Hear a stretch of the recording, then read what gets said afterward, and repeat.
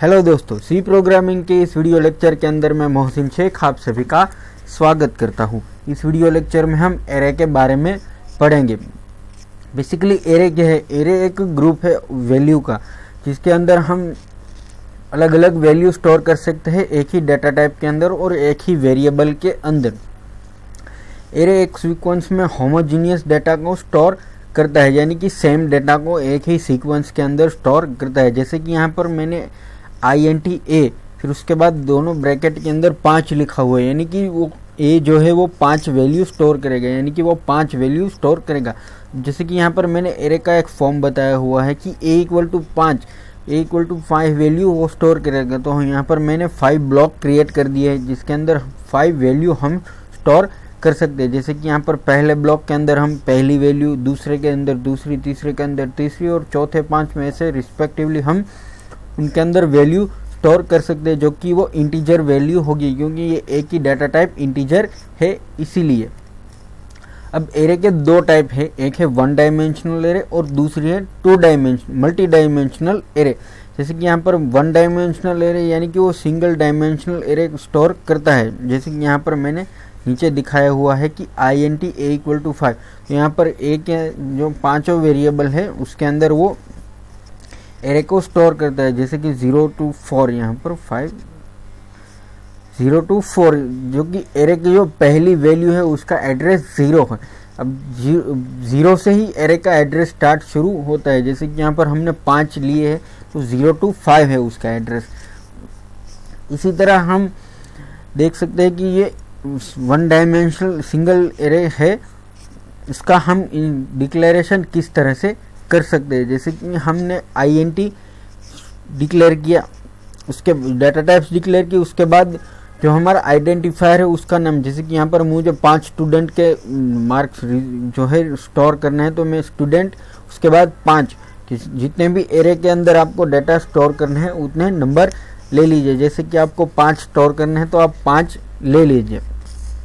अब इसी डाटा को हमें स्टैटिक डाटा के तौर पर डिक्लेयर करना है कि हमारी एरे की जो वैल्यू है वो प्रोग्राम के एग्जीक्यूशन के दौरान या फिर प्रोग्राम कोई भी हो उसमें चेंज ना हो, तो हम उसे स्टैटिक इंटीजर के रूप में डिक्लेयर कर देते हैं। जैसे कि यहाँ पर मैंने लिखा हुआ है स्टैटिक, फिर डाटा टाइप, फिर उसके बाद हमारा जो है आइडेंटिफायर और हमारे एरे की वैल्यूज़।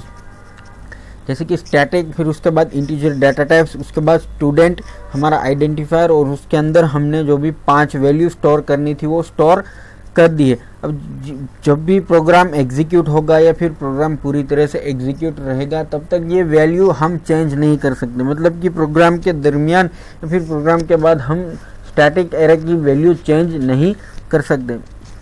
तो हम यहाँ पर एक प्रोग्राम बनाते हैं 1 डायमेंशनल एरे का। इसके अंदर मैंने 1 को 5 डिक्लेयर करके उसके अंदर 5 वैल्यू स्टोर करा दी है, 15, 10, 50 और 20 और 25। जैसे कि यहाँ पर फिर मैंने INT C और I वेरिएबल डिक्लेयर किया हुआ है। अब C के अंदर मैंने क्या किया कि जो एरे का एड्रेस है उसे स्टोर कर दिया।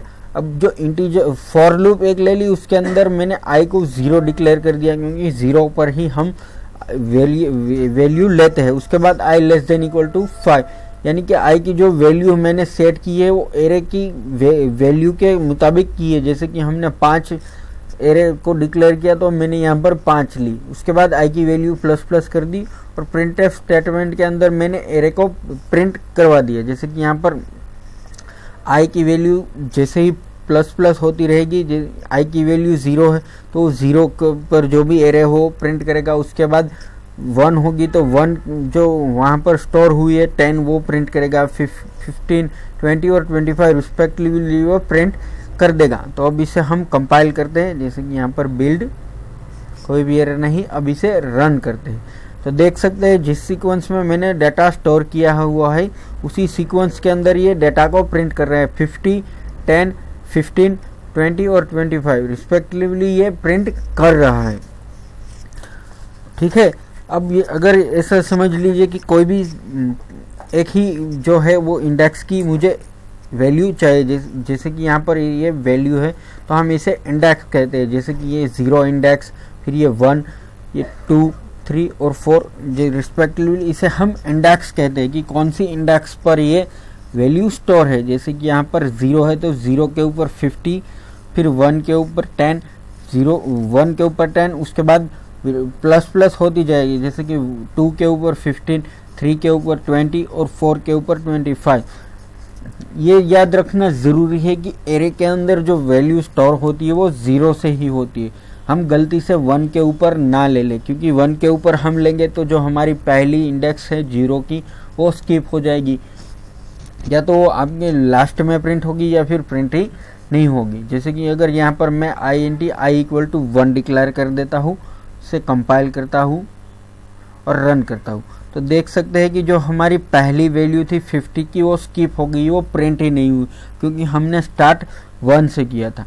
क्योंकि ये यहाँ पर 1 किया था तो ये एरे की जो वैल्यू 1 है वो प्रिंट कर रहा है। अगर मैं सिंपली इसे 0 डिक्लेयर कर दूँ, फिर कंपाइल और रन करूँ, देख सकते हैं कि जो 0 के ऊपर जो वैल्यू थी वो उसे यहाँ पर सक्सेसफुली प्रिंट कर रहा है।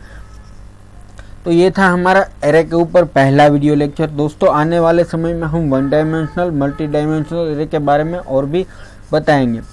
उम्मीद करता हूँ ये वीडियो लेक्चर आपको पसंद आया होगा। आप हमारे यूट्यूब चैनल पर आकर हमें लाइक कीजिए, सब्सक्राइब कीजिए और हमारे वीडियोज़ शेयर कीजिए। Thank you.